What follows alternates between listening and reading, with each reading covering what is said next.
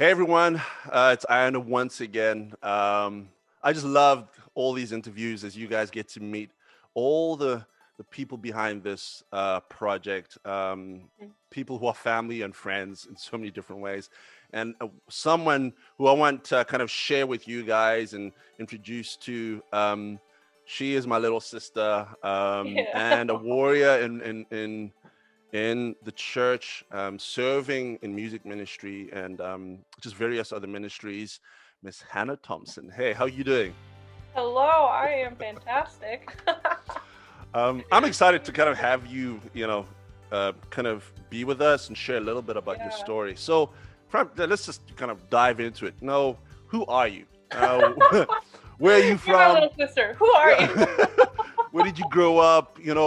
For those who are watching, who is Hannah Yeah. Thompson? Who is Hannah Thompson? Well, still trying to figure it out, growing in the Lord. um, I'm Hannah. I was born in Ghana, West Africa, Mm. and then, which usually surprises most people, and then I moved to the Chicagoland suburbs and have grown up here, lived here my whole life. Grew up in a ministry family, doing a lot of music ministry as well, and then um, graduated from Moody Bible Institute, where I studied Bible and music composition. Hmm. Did a lot of projects with TK there, which is great. And yeah, now I'm serving full time um, in One Way Ministries, which is a music and media ministry. So I do a lot of recording, writing, video, all that kind Hmm. of stuff, as well as full-time directing our internship program. So bringing in and coordinating um, interns and volunteers for programs serving in the organization. And then I'm also the worship director at a local church out in Naperville, Village Bible Church. So that's a quick who is Hannah Thompson. I don't know. What else Oh about Hannah no, Thompson?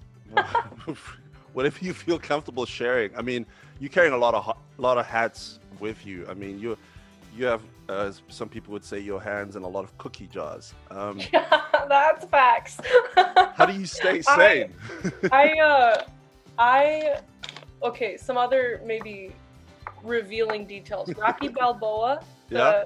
the character, is one of my biggest role models. Um, because it's related, I promise. Rocky obviously is a fighter, and Yeah. I just love the concept of like getting in the ring and giving it your all and like doing Mm. everything that you possibly can. So, um, yeah, I function really well when I'm at like just under just under the line and just saying like, Lord, take my life, take my talents, take my giftings, my passions, um, and use and do with them what you will. And I just find that there's so much joy in pouring your life out. Hmm. And even more than that, and I'll talk about this even as thinking about the project, like it's in that kind of living that I can find the rest that Hmm. comes from saying like, Lord, I'm totally dependent on you. Like, and learning how to like develop just good balance and Mm. rhythms and disciplines to keep a life not from like going crazy, run Yeah. all over the place, which definitely, is in my history. I've been there, but really just finding the Lord Mm. teaching me how to live out of the overflow of a quiet, hidden life with Him and Hmm. then just pour it out. So, yeah, Man, lots of cookie jars. no, but just a lot of gems for people to kind of take away. Yeah. Right off the top, just the way you are choosing to live life to the full. Um, just let us know, what was your musical upbringing? Like, when did it start? When and where did it start? Yes. Um, Musical upbringing. It started, so as I mentioned, I was born in Ghana, West Africa. Yeah. My parents were music missionaries there. So they started a recording studio in Accra, Ghana for local artists to be Hmm. able to create national music for Yeah. their country in that whole region of Africa. So my musical upbringing started being a tiny little white baby, sitting in a whole lot of recording sessions with my African brothers and sisters. And a lot of that has continued, which has been great.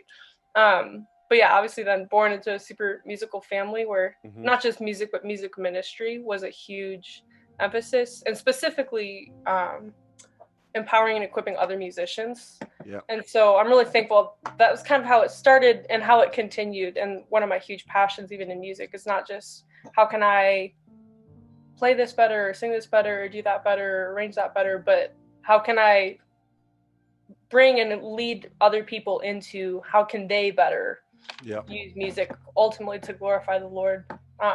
So yeah, started recording as a toddler.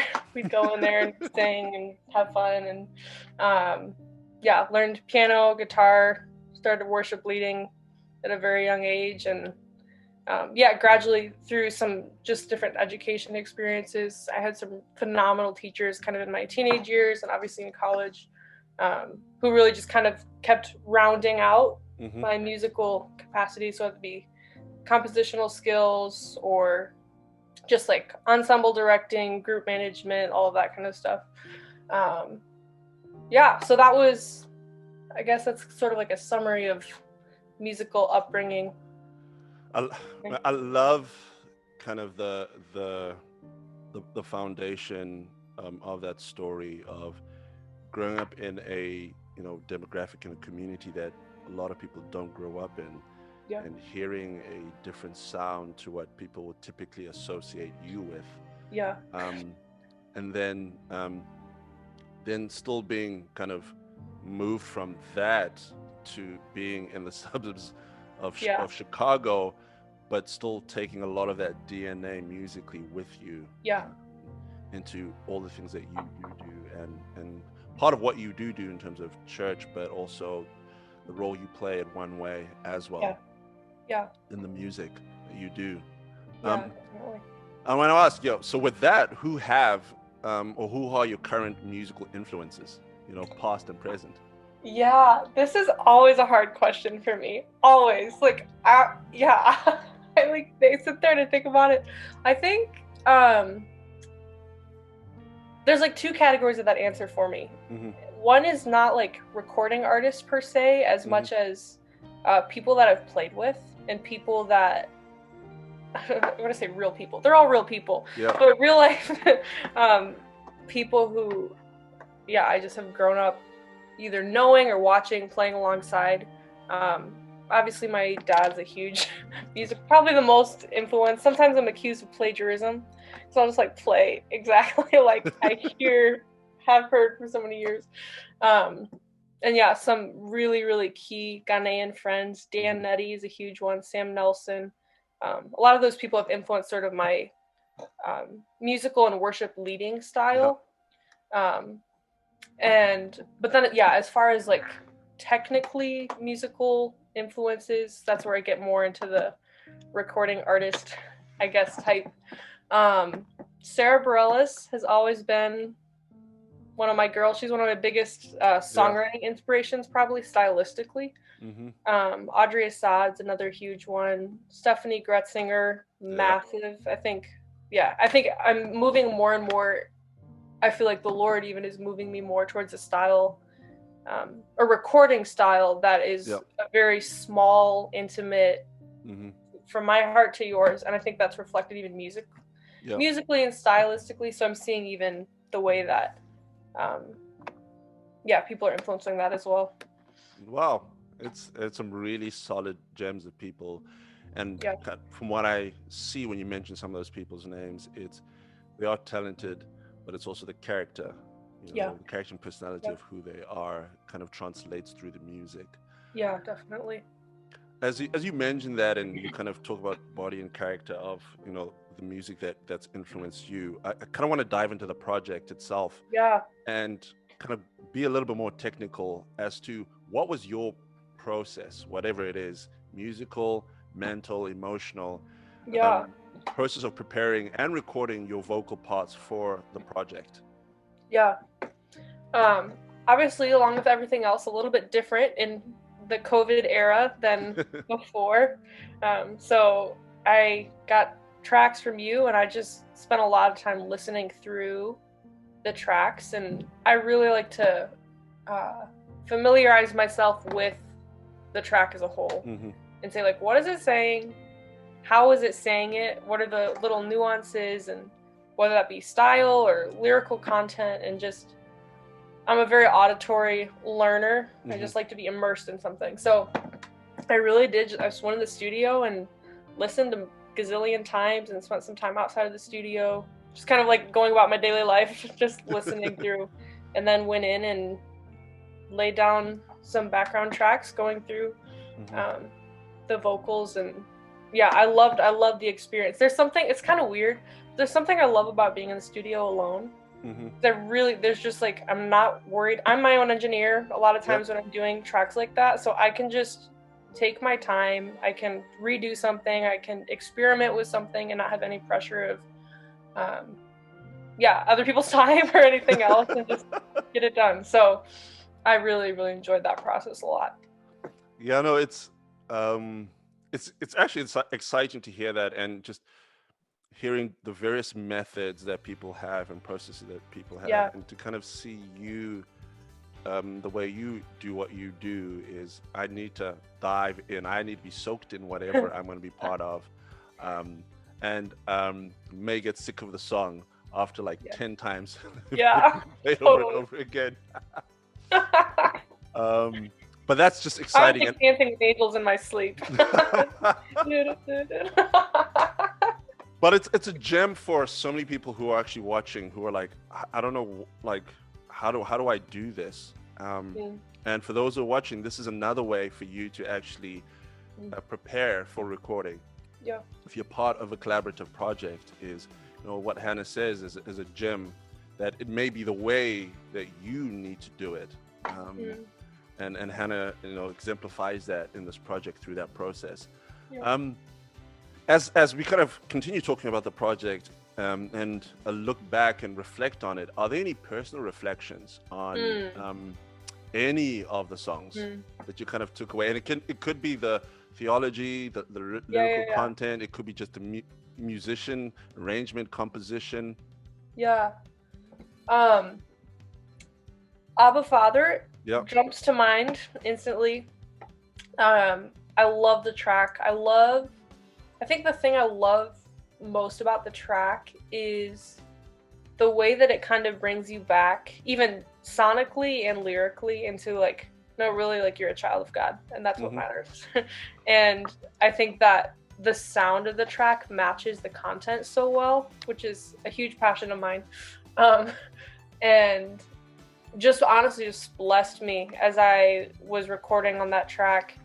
The orchestration added so much. It was just beautiful. Like, start to finish is beautiful, and just a really, really worshipful experience. It kind of, like I was talking about earlier, just it can be easy to get caught up in like all that we're doing, even in as musicians, all that we're doing as believers, and just like to take a minute and be like, no, it's because you're the child of Abba. Like, he's your father, and there's nothing greater than that. I'm like, that's it right there. That's the stuff. So I really enjoyed that track. I like the variety on the project.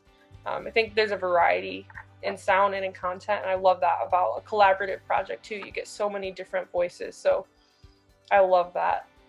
Yeah, no, I'm excited. I know the rest of the team was really excited to kind of have you on it, and and knowing that you also are a deep thinker in you know, in content, and musically and lyrically. So it wasn't just one of those, oh, I'm just doing this, woo, my name's it's on my resume, but it's I don't just sign up for anything. And that's your heart, and you want what you do to matter. And the project that you're part of has to matter. So knowing that that's your heart, I think for the rest of us, we're like, that's what this team of people is. It's people who don't just dive in. They scrutinize who it is and what it's about, the content.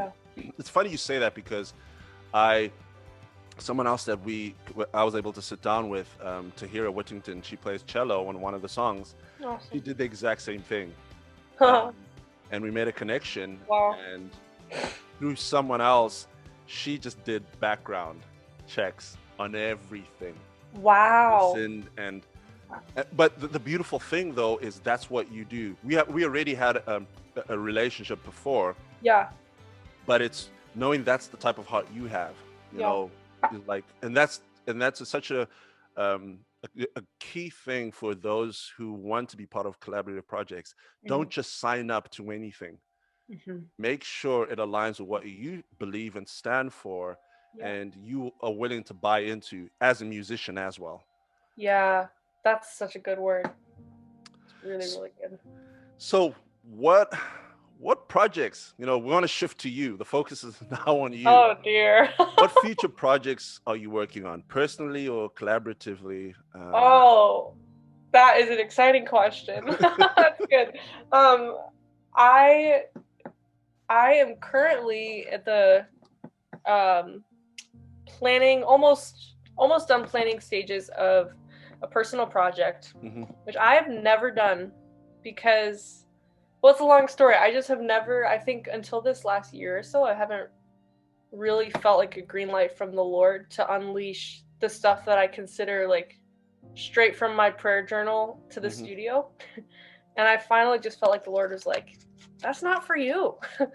Like in Second Corinthians, when it talks about comforting others with the comfort we ourselves have received, the Lord has just Hmm. like slowly been, I think, releasing my own fears and like, hey, like what Yeah. I give you is to bless my people. Hmm. And so I'm doing a project that's very vulnerable. It's very spiritually vulnerable, and just Hmm. like kind of like I was talking about earlier, even with some of that Stephanie Gretzinger influence, just like very personal, like your relationship with the Lord, Yeah. and like who and what is the Lord to you. Um, so there's a lot of acoustic sound on the Yeah. album. Um, yeah, I'm really really excited about that. So that'll probably hopefully be like the first half of 2021. You can Yep. expect that. So don't have an official release date yet, but I'm super thrilled about that project. Hmm. And then collaboratively, um, I, as I mentioned, working full time with One Way Yep. Ministries. We are just doing more and more projects coming down the pipeline in 2021. So I'm really excited about just bringing in more and more artists into Yep. our organization, especially during this upcoming year, and working on Yep. some really exciting programs specifically with young people. So bringing in young people to help them Yep. learn how to lead and write and record and work collaboratively together on some specific projects we have coming up. So, as well as just continuing some typical recording that we're kind of doing consistently through that. So I'm continuing to write and record tracks for that as well. So always exciting stuff coming up. I'm super super thankful for that, and I think something about COVID Hmm. is that it has clarified in me, I think, the power of music Yep. in ways that a lot of times I can be my own biggest cynic, Hmm. where I'm like, oh, there's so many needs in the world. Like, what difference does it make if someone writes a song? Yep. Like, and I think something about being isolated and like Hmm. think about the moments that you've been influenced by a song that you heard. And Hmm. then think like someone had to experience that with the Lord. Someone had to write that. Someone had to work and do technical details and administrative details, all these things. Someone had to do a lot of work.